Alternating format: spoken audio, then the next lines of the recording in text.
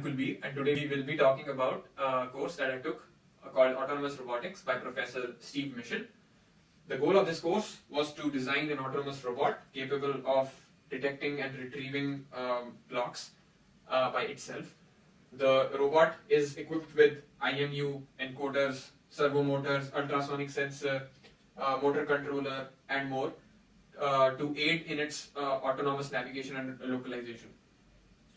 In today's pandemic, it is very important that we take advantage of robots to distribute vaccines safely and minimize the risk to human medical personnel.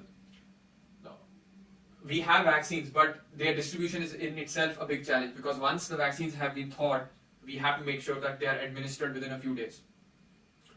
In order to ensure the safety of everyone involved, robots can be pivotal in helping us to speed up the process. So this is exactly what we did in our grand challenge. In our grand challenge, we had a 12 by 12 feet arena in which our robot was supposed to transport vaccines. Like these vaccines are represented by these colored blocks, and these blocks had to be transported autonomously by the robot from the cold storage area to the injection area. The robot releases the vaccine only when it detects a face. So only when a medical representative is detected, the vaccine is released. Our robot is also capable of localizing and navigating using arrows and QR codes. The robot run is initiated only by an email sent by Professor Steve, and after the email has been sent, we just use a QR code and tell the robot which vaccine to pick up. Now the robot knows which colored vaccine is which one, and it picks up that vaccine and takes it to the injection area.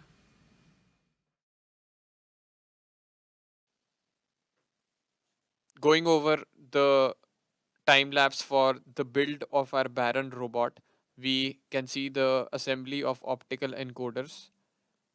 Here we can see that we installed a metal plate as a camera stand. Then we installed the camera on the metal plate.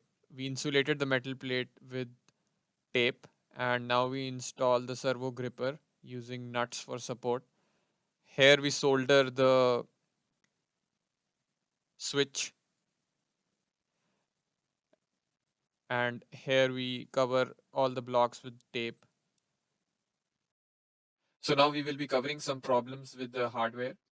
In case of hardware, sometimes the printer cores for the 3D printer used to get blocked, and we got successful on the third day of our trials. After deciding to use only one filament, we just used tapes to color the blocks. One more problem was that the motors were a bit different. Each motor is unique, so that's why we had to make sure that we are using encoders correctly. Tracking the arrows using HSV mask was also a challenge. We also set up a holder for the robot so that we don't touch any wires. One other challenge was the stray detection, for which we covered the background in white paper. So on the software side of things, I used overclocking to increase the performance of Raspberry Pi by 20%. Also, when my SD card got filled due to cache, it stopped booting. So I transferred the entire SD card from 16 GB to 64 GB. It did not work, and I used gparted to make sure that the extended partition was taken care of. Also, we ensured that we got the right HSV values for the HSV mask used. Our code is modular and is divided into multiple Python files. We run the gcqr code email.py, which imports camera functions and motor control functions. Now, camera functions has the face detection, QR code reading, and block detection. And in case of motor control functions, we have all the functions required for left, right, front, back, reading the IMU, block detection, and opening and closing our gripper. All right, clock starts now. Yes, sir. I received the email and waiting for QR code now. So QR code has been read. So you should receive the email. All right, got it.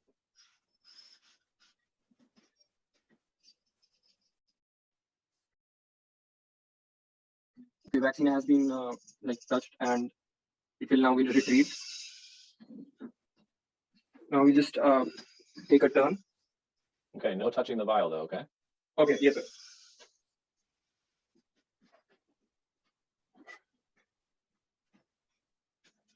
So he'll read the QR code.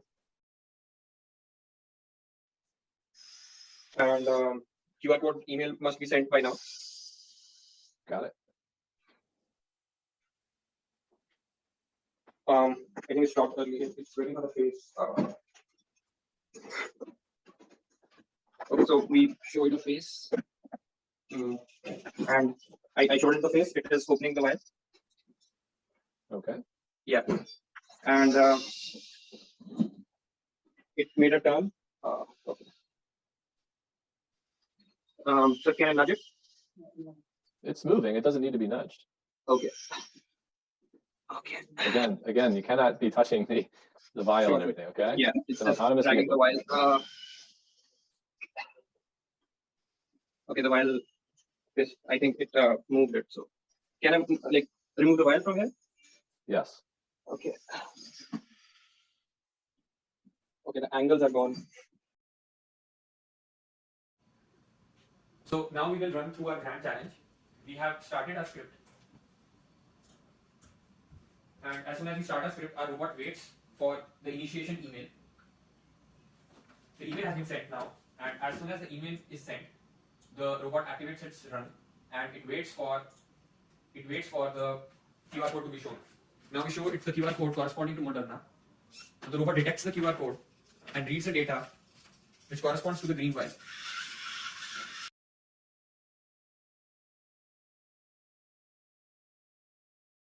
You can see that we have a lot of swing here because we have set a large threshold of 4 degrees for left and right angles.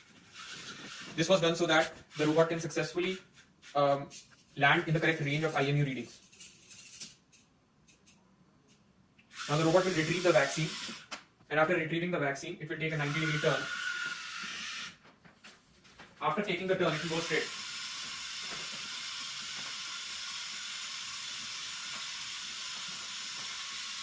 Now the robot, as soon as it detects the QR code, it takes a right. It also sends an email to the professor.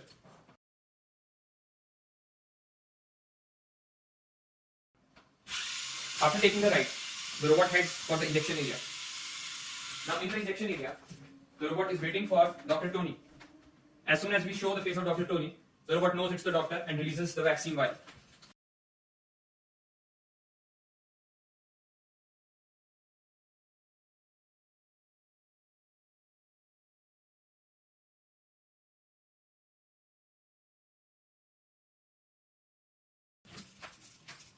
After the vaccine vial has been released, the robot takes a back and it turns. After which, the robot goes straight for the arrow.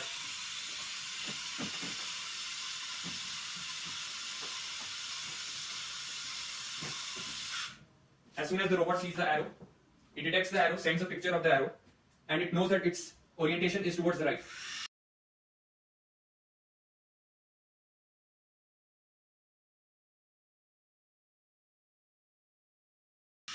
It takes the right and then moves forward. The goal of the robot is to go back to the cold storage area and wait for the next QR code to be shown.